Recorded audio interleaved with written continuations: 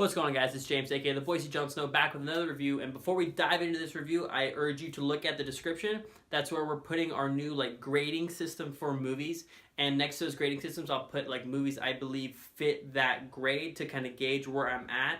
I'm not a fan of the A, B, C, or the 5, 7, 10, whatever, 1 through 10 grading system, because I think that's too objective. I don't like it. I think having a gauging of when and where you should see the movie is a little bit better, especially to the casual fan. So that works best for me. And with that being said, let's dive into the review of Shape of Water. So The Shape of Water is this new monster movie, fairy tale-esque type thing done by Guillermo del Toro. Now, Guillermo del Toro is this very visionary and what's the word I'm looking for? A very strong visual director. He's done movies like Pacific Rim, Pan's Labyrinth, and a bunch of other movies I'm forgetting right now.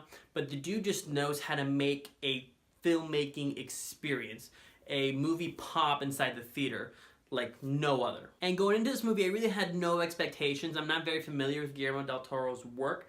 Oh, he also did Hellboy. I forgot about that.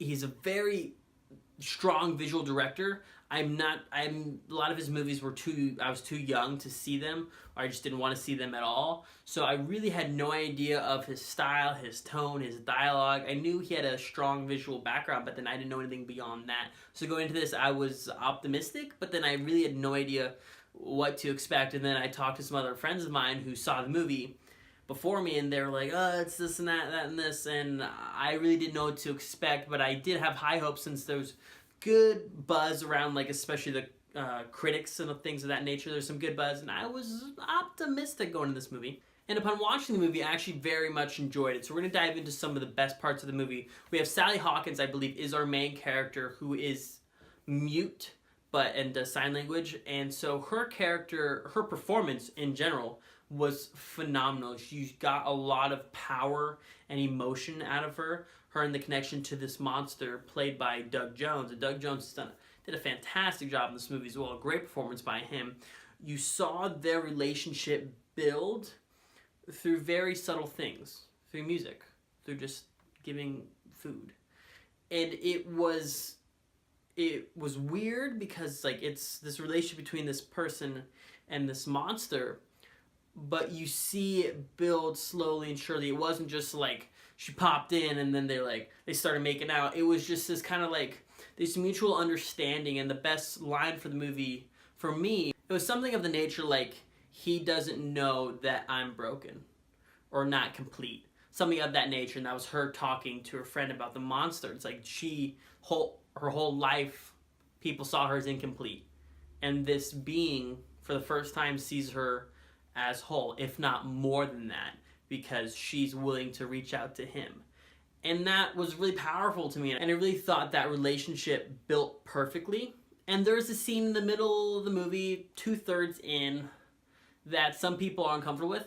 I thought it was fine. Honestly, people said that was way out of left field. I thought they earned it.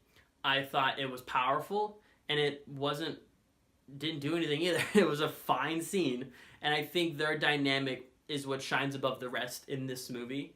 And those two, Doug Jones and Sally Hawkins, really, really knocked it out of the park. They did a fantastic job. And then Michael Shannon's our villain in this movie as kind of the 1920s America. I don't know what time it is. Was it World War II time? I don't even know what time this movie was in. But your classic American guy trying to do the right thing, army dude. And he was a very compelling villain. At first, he was just the bad guy to be bad guy. But then you kind of saw him really turn and start to go insane at one point.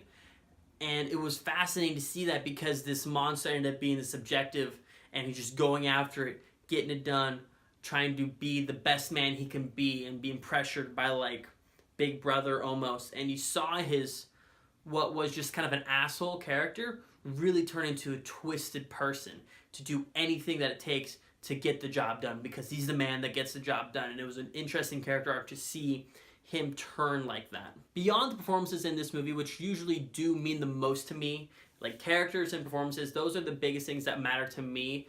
Beyond that, the score in this movie, fantastic. It's almost a lullaby at some points, and you almost feel like you're lulled by it at some points in this beautiful fairy tale of a movie. And beyond that, Guillermo del Toro's visual style, a lot of green, blue, that really suck you in and like make you like sit down and just take in all of it. This is a movie I highly recommend seeing in a theater because it's just beautiful. Going back to characters real quick, the supporting characters, Sally Hawkins' friends, you had Octavia Spencer, and then I don't know the guy's name, so put his name here, picture right there. They were both very strong characters with a lot of depth and layer to them. They weren't just there to be, you know, people in the way. They were characters that had their own small arcs, but definitely had something to add to Sally Hawkins' story and how that would progress throughout the rest of the movie. Overall, I found this movie very, very enjoyable. Guillermo del Toro, especially on this kind of more... I'm not super familiar with his work, but he did seem to really bring a, like, blockbuster level budget to an indie level story, and you tend to see that in a lot of his work. I think especially with Pan's Labyrinth, that he has this big fantasy and he makes sure that the monster looks great, puts all the money in that, but then tells this really intimate story behind that to give you more depth and make sure that you don't see this as a monster but as a form of life instead. And that's what this movie does really well. This is not a monster movie. This is a movie about life and connection, and how it doesn't matter if you find it, and it's there. Is it kind of weird? To me, yeah, but I'm not in the movie. She is, and the connection worked for her, and I thought this movie was beautiful. And going to a general audience kind of consensus deal type thing, I saw it with my friend. He enjoyed it quite a bit. He caught some things I did not that helped me like the movie even more later on.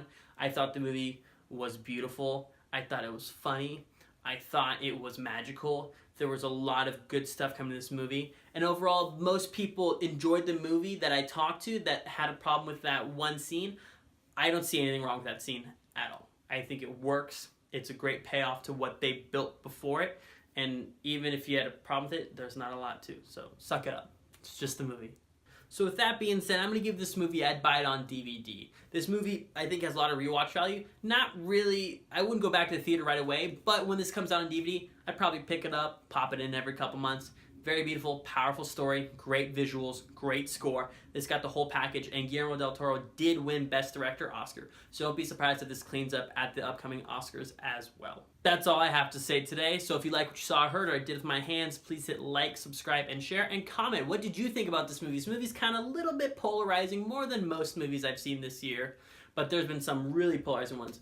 But if you have your thoughts, please leave them below. Say what's up, any of that stuff, and have yourself a kick-ass day. I love you. Bring it in for a hug. Man, I'm messing up a lot today. This is a long video. If I'm going to give this movie a grade, I'm going to give it a... God damn it. I don't really know what to put this movie. And we have a 5, grade system. 5 grades. Yeah.